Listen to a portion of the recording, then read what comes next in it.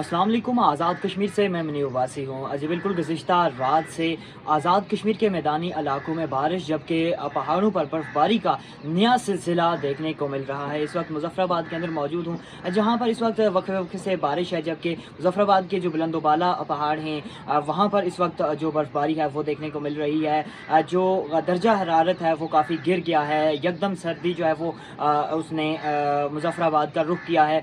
काफ़ी शदीद सर्दी महसूस की जा रही है।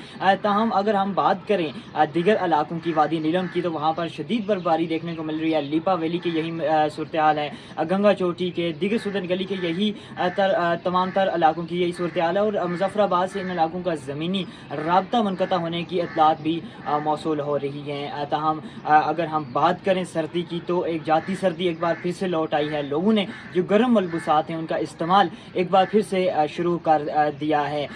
SDMA की जानिब से हदायत भी जारी की गई हैं, क्योंकि माह रमज़ान है और फिसलन वाले एरियाज़ जो हैं वो वहाँ पर जाने से और सफ़र से जो है वो इज्तनाब, गैर ज़रूरी सफ़र से इज्तनाब की हदायत हैं। इसके साथ साथ जो इन इलाकों में जो फिसलन वाले इलाके हैं, वादी नीलम हो गया, लीपा वैली हो गया, तो एहतियाती तदबीर पर अमल करते हुए लोग जो है वो इन इलाकों का रुख करें, इन इलाकों का सफ़र करें। SDMA की जानिब से ये हदायत जो है वो सामने आ रही है। ताहम महकमा मौसमियात के मुताबिक ये मैदानी इलाकों में बारिश जबकि पहाड़ों पर बर्फबारी का सिलसिला रात गए तक जारी रहने का इम्कान है।